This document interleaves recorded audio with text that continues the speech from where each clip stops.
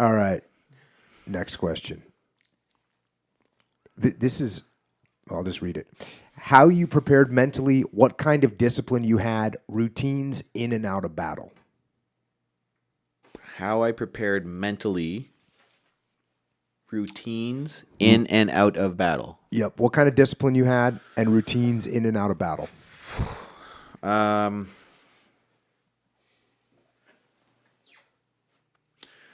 going to fall back on mental routine.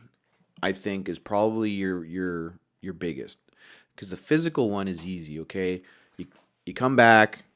So battle doesn't mean you're in gunfights all the time. Like we say, if we're standing still, we're patrolling, right? It's just a static patrol. So you got to make sure your gear is good. You got to make are your batteries changed, right? You got there's all the ways the checklist. As a leader, it actually makes it easier, I found, because now I have a reason to check their stuff and check that their routine, so my routine stayed solid, right? Because I had other guys I had to worry about. So rest is a big one. I used to have to order my guys to go to ground because there's only 3 of us. And I used to, Barry especially, I'd be like, Barry, you need to be useful. I need you to sleep. So my routine was like, make sure enough rest, make sure, because that the saying mission before man? Sure, except when the man is the mission. So I need my man to be good. Yeah, and I was going to say, if you abuse your man too much, you won't accomplish the mission. Yeah, so. The sacrifice the body. Well, let's wait. Let's think about that. Because the body is what needs to get this thing done. There's only 3 of us. And in our case, if you're a sniper, you might be alone. You might be with 1 or 2 other guys. I can't afford to have a guy run head first through a doorway to get through it, because I need him to be useful after. If you have a platoon, sure, you sacrifice Smith, he runs through the door. Hey, okay, you got 29 more guys, I can go through the door. So my routine was always make sure everything's topped up, keep an eye out, do the mental checklist, and then visualize. Out of battle, I would try to, I'd be on I remember I'd lay on my bunk, and I'd always end up with my right foot crossed over my left foot and my arms up here on my chest, and I'd have my head back, and I would be going, okay, we go down, and if contact left, and I would try to visualize these things, because as the team leader, I had the radio and I was security, because my boys, when they're in position, my spotter is spotting and my shooter is shooting, so they're 12 o'clock. Mm-hmm. So I'm now everything the rest of the clock for them and for myself. So I was constantly rehearsing mentally what could happen. I'm practicing a call for fire. I'm practicing calling in an airstrike. I'm practicing a 9-liner. I'm practicing just a grit. Do you guys use that term? What is a 9-line?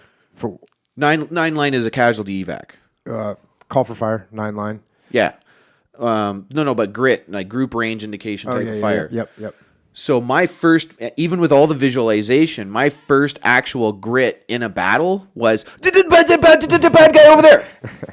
It's supposed to be 6'3", 300 by that tree, for effect or at your own time or something the calm, cool, collected voice.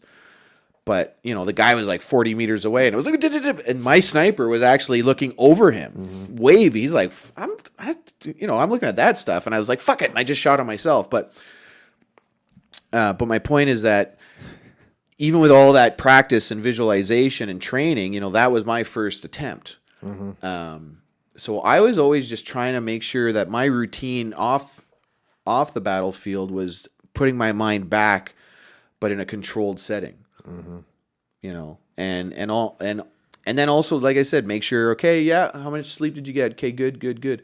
And that's the routine that, you got to get the guys to relax. Especially, for me, I just had to make sure, because I only had me and 2 other guys. I couldn't afford to lose one of them, whether it was to exhaustion or malnutrition or dehydration or sprained ankles or whatever.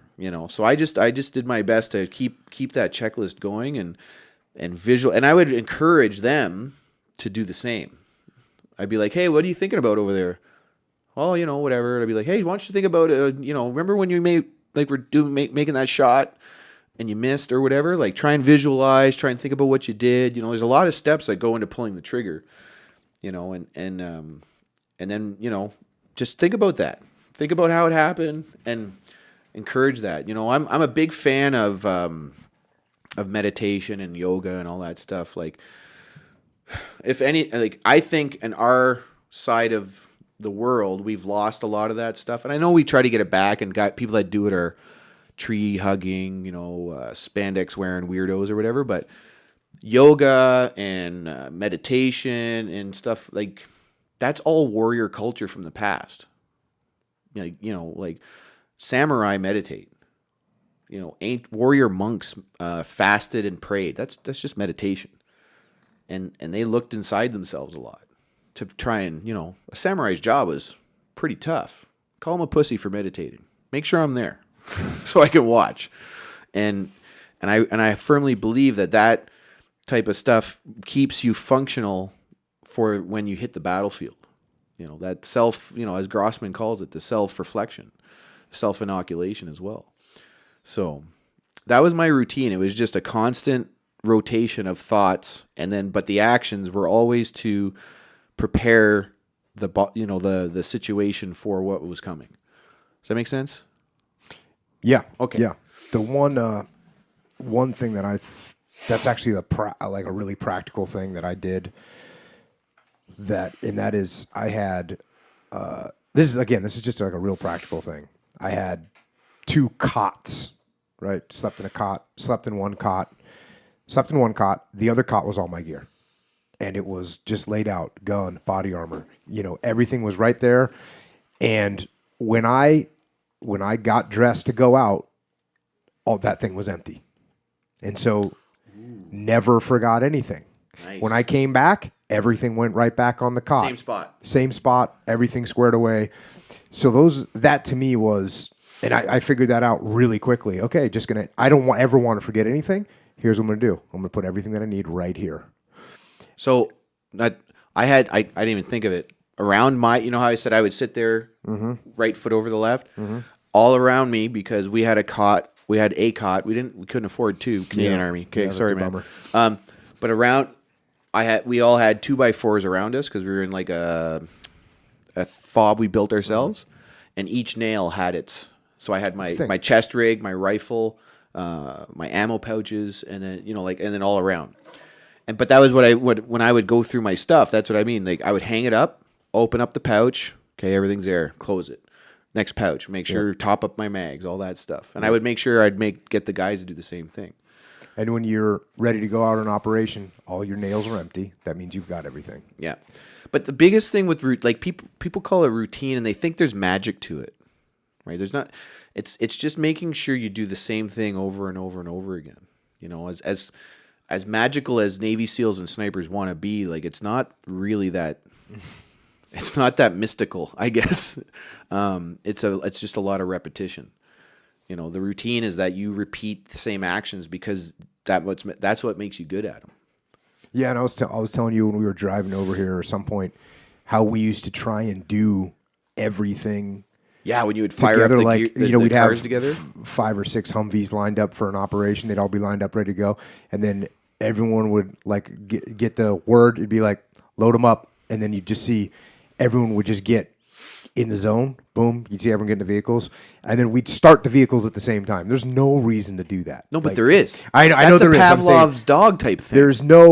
There's no definable reason why you would do that, but our deal was, okay, starting up in 3, 2, 1, start them. And then you hear all the vehicles start up at once. And it's just like all those little things all those little disciplines would lend themselves to the team being more disciplined. Those ignition switches might as well have been the switch in each guy's mind. Yep.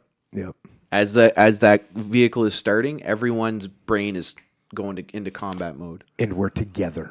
At the same time. We're synchronized from the word go when that happens. I love it. When you told me that, I was like, yeah, that'd be the most badass thing to watch. Bunch of Navy, could you imagine? Bunch of Navy SEALs load up and their vehicles all start at the same time. I'd run. I'd be like, I'm not fucking with these guys. I'm out of here. It was an awesome sight that when I was a task unit commander, I'd be sitting on base as guys were rolling out, and I'd stand out there and salute them just like old school, right? But it is, it was. And they loved you for it. I love those guys, but those guys. I mean, every time you rolled out in the streets of Ramadi, there was a decent chance you were getting blown up. There was the gunfight was almost guaranteed to happen, but guys getting blown up. IEDs was a real issue for you guys, eh? And I was thinking about this today. The IEDs, we had statistically the most heavily IED'd road in all of Iraq was Route Michigan, going from one end of Ramadi to the other. Yeah. And there was IEDs all over the place. It was ridiculous. And we didn't hit any IEDs while we were there, which I was thinking about that today because I was thinking about my EOD contingent. We had 2 EOD guys. And I never told them, hey, we never had an IED. Thank you. Never told them that. So you credit them with that? I credit them with part of it. Yeah. Part of the briefings that they gave, now there was some close calls. Leif's platoon, and as a matter of fact, it's in the book, when the EOD guys were watching the front door. They couldn't quite keep an eye on it, but they did a really good inspection of it. When they came back out, they're like, something looks different. They went down there, and there's a 120 millimeter mortar IED that would have taken out, 4 or 5 guys. Easy. There was a time where we went over an IED. The point man navigator in the vehicles was like, hey, I think there's something suspicious. Actually got out of the vehicle to look at it. We we're like, looking back, what do you think about that decision-making process? Maybe that wasn't a good one. Anyways, we decided, I don't think it is. We drove over it, and about a half an hour later, the IED clearance team found a triple stack 120. So that's everybody in the vehicle dead, if you hit it. IEDs were a massive threat. The number of guys that were killed and wounded by IEDs in Ramadi was ridiculous. There was a vehicle graveyard, vehicles that had been blown up and then dragged back in it was massive. I want to say 50 to 100 vehicles are just piled up, and including MRAPs, which are the mine-resistant vehicles. Those things are in there broken in half. Yeah. What kind of bomb do you got to put together to do that? We got real lucky, and I know this sounds weird. My rotation, they had conventional mines. So any purse and any tank. And there was the occasional IED, but it was usually SV and in the city. SV means suicide vehicle. So our regimental sergeant major and his driver were killed by a suicide vehicle-borne IED. Yep. And I stepped on a landmine. If I'd stepped on an IED, I would have been vaporized. Mm-hmm. But the rotation that replaced us, our sister battalion, that's when the intelligence says guys from Iraq started showing up, and we went from losing a tire, maybe having one guy get killed through penetration in the hull or whatever, to we had a whole lav go up, and 7 out of the 10 guys in it were killed, and it was like that's how quickly it escalated. Yeah, and suddenly it was an issue for our guys as well. Almost every vehicle we had hit a landmine on my tour, and that was the only time I was ever really scared over there. When I was walking or in a helicopter or even out on a 4-wheeler, no problem. But when I had to drive on the roads in a vehicle, that's when I was like, the pucker factor was the highest for me ever. IEDs, man, and the guys that would go out every day and deal with that shit. Yeah, the IED clearance guys. Fuck, man, my hat always came off to those guys. Oh, yeah. Talk about a nerve-wracking job. Yeah. Right? Yeah. What's that movie with the EOD guy? I don't know. Hurt Locker. Yeah. Everybody who does that job says it's a total bullshit movie, but could you imagine though that's your gig? Well, like we had embedded EOD guys with us, and SEALs usually have EOD, Navy EOD guys that are basically like platoon guys. Our guys were like they go through our training with us. They go through they don't go through the basic training, the basic SEAL training, but they go through everything else. Yeah, and so our guys, they're like supporters. Well, once our guys were like other SEALs. You know, they were that good. Yeah. But yeah, it's amazing. And the guys that are with us, and so they're not quite, it's their primary job for us, but it's not their primary job. Right. Whereas the guys that you're talking about, the guys that did route clearance, if anybody's listening to this podcast right now, and you did route clearance in Iraq or Afghanistan, thank you. Jocko and Jody say thank you, because you saved us so many times. Because we drove down those roads all the time. My guys drove down those roads all the time, and you found all those bombs that saved our lives and so many lives. Kept the supplies rolling. Kept the local populace safe. You know how much credit and glory those guys get? None. Not a lot. None. And there was in Ramadi, there would be the big vehicle like a Buffalo. You know, a Buffalo is like a giant MRAP. You have to climb a ladder to get into it. So there'd be guys in there that would disable the bombs from inside. They had a big robotic arm, and they would do that. But behind them would be a contingent of Marines in Humvees. And I'd say, what are you guys? Oh, yeah, we're just support. I'm like, oh, get some. Devil dogs. Marine Corps doesn't play around. They're like, oh, you need support? Cool, we'll just get in Humvees and roll behind it. But there's going to be big bombs blowing up. Yeah, we're in the Marine Corps. Yeah. No factor. We'll deal with it. I love Marines. Marine Corps is awesome.